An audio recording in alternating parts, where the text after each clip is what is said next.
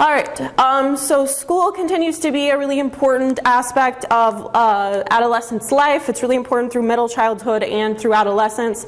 And through adolescence, children go through quite a few transitions. So they're going from elementary school to middle school, and then from middle school to high school in a lot of cases. So you at the very least have those two transitions. And then, after graduating high school, some people consider adolescence to extend into the early 20s. And so if you're thinking from that perspective, you also have the transition out of high school, either into college or into a career or whatever. And then on top of that, you may have other transitions if you're moving from one location to another or something like that.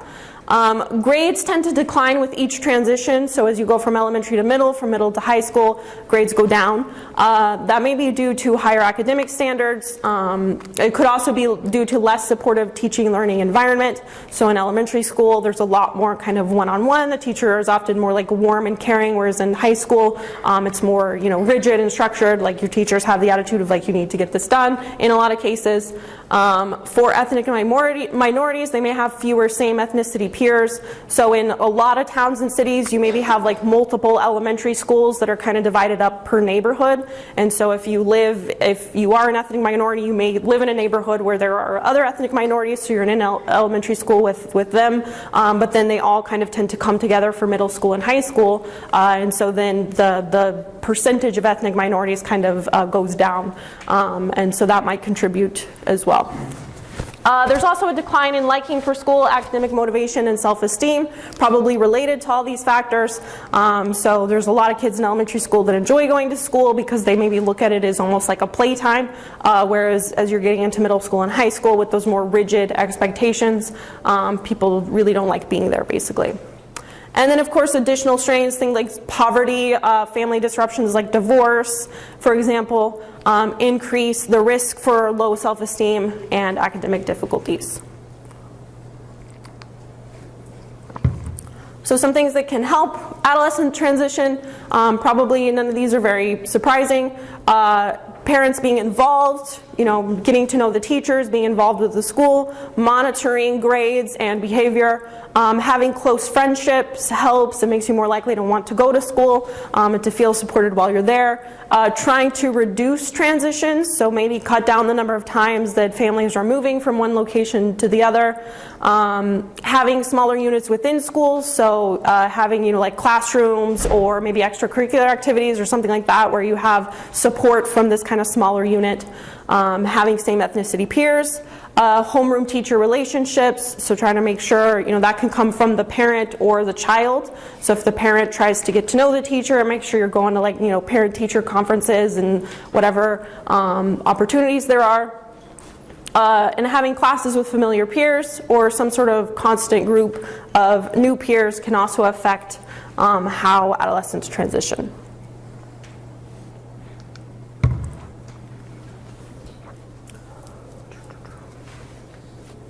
All right, again, probably none of these are very surprising, just some of the factors that have been shown to contribute to academic achievement.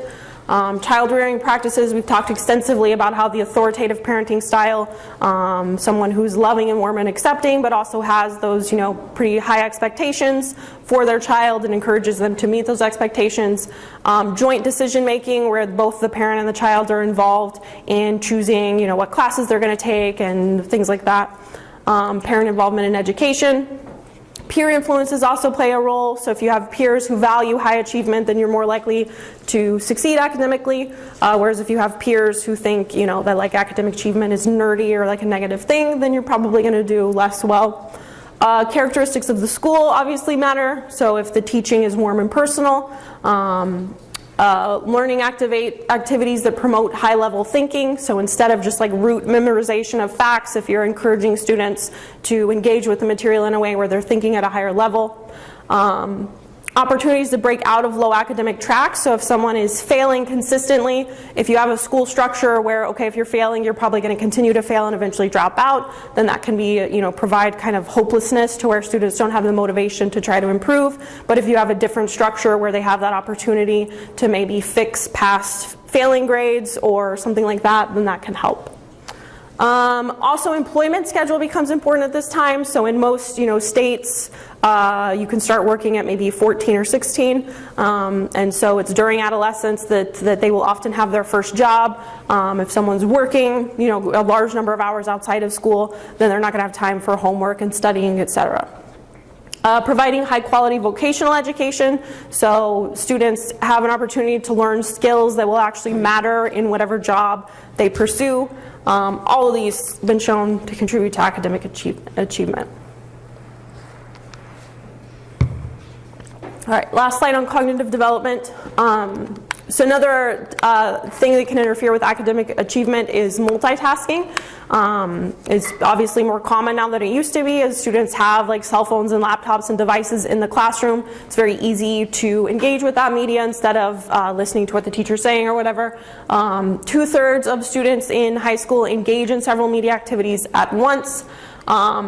It's been shown that focusing on one task helps to activate explicit memory, which is better for most school subjects. So explicit memory would be helpful on an exam or something like that, to actually recall the verbal component of information so that you can answer the questions correctly. And so if you're multitasking, if, like right now if I'm lecturing and you're looking at Facebook or something like that, then your explicit memory probably isn't activated, and you're going to have a hard time absorbing the facts and information. And then when you go to take a test, you're not going to do very well.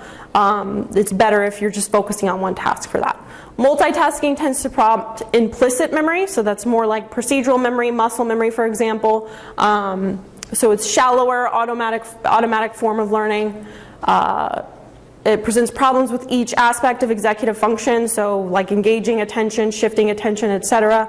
And when you're engaged in multitasking, you're more easily distracted and tend to learn less thoroughly. So that's just another factor that contributes to academic success. If students in high school have access to devices and are multitasking, then that can interfere with their ability to learn.